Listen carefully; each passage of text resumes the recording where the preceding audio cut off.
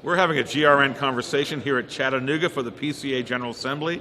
I'm delighted to be sitting with Jason Helopoulos. How are you doing, Jason? I'm doing well. Jason, I think of you as a young guy. You're probably not that young anymore. Yeah. I used to be a young minister. I like to think myself as young, too. But we have a lot of young people that are being reached by the gospel, often on college campuses. They become excited about Christ and they want to serve Him, and they find themselves as ordinands in some process on the way there. And yet, many of them are fairly new in the faith. Many of them were not raised in Christian homes. I wasn't either, but many of them have come from broken families. Maybe they've not had a solid church experience. What are some of the dangers that poses for them? We'll talk in a minute about how we need to respond, but what's the concern on their point? Yeah, I think a lot of young men come to faith. I was one of these young men that came to faith in college and wanted to learn the Scriptures. And I said, how do you learn the Scriptures? And people told me, well, you go to seminary. I mean, that's what you do if you're a godly Christian man in college. And I think a lot of men especially run off to seminary to seek the office of a pastor because they think that's just the next step. And you think they should not? I think it needs to be tested. So I think our BCO is incredibly helpful in this way, where it talks about having that inward sense of call. A lot of these young men have that.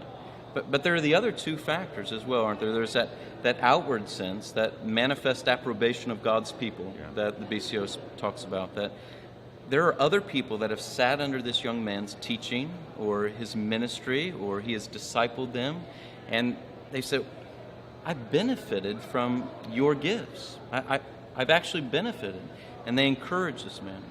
And then the third, which is crucial, and I think a lot of times we see it as a rubber stamp, is a church court approving this and saying, we not only agree that he has this inward sense, we not only agree with people that have served under his ministries. It's not just his mom that's saying you have the gifts, but now we're coming alongside and saying, we agree that this man has a call upon his life. And it's incredibly important as we think about holiness in the pastorate, as we think about being a pastor in the church and an under-shepherd in this mantle that you're taking upon yourself in this responsibility. This is key in the process. It's not for self-actualization in a spiritual sense. I think that this phenomenon, because these are zealous young men. Oh, yeah. There's some women seeking non-vocational work too. But it puts a burden on us to really get to know them and to mentor them. I am the product of pretty intense mentoring. And what a difference it makes for us to get to know them. We have a lot of young men come into our our presbytery has a seminary and another one nearby. Right. So we have a lot of guys under care. I tend not to know them well unless they attend my church.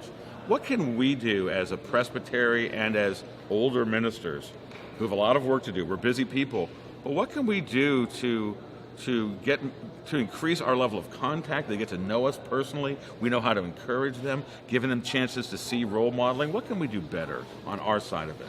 Well, I think, as you said, that each pastor of his local church, I think, needs to take those men under his care that are seeking to be ordained into the office.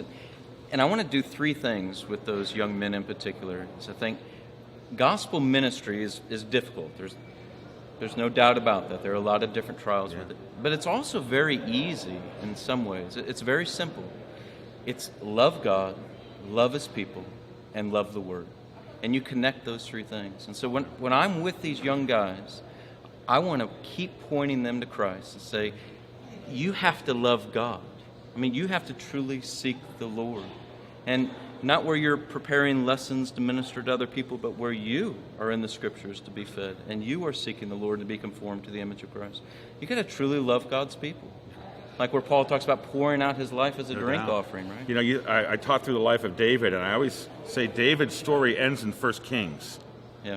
My story ends in the next generation. Right. And we need that attitude. Well, this is a GRN conversation. I do want to encourage any young or not so young people seeking ordination.